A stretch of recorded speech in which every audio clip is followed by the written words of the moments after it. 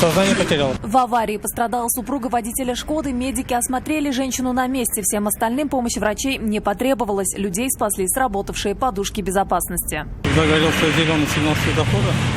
Переключил передачу, то есть на первый, с нейтрального. Начал движение.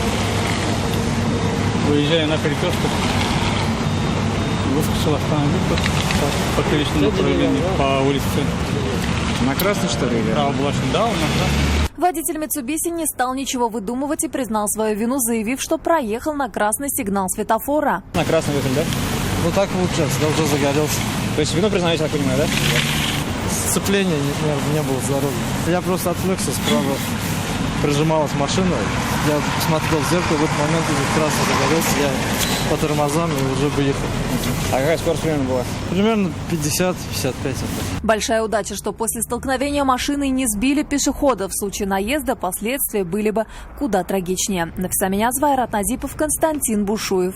Вызов 112.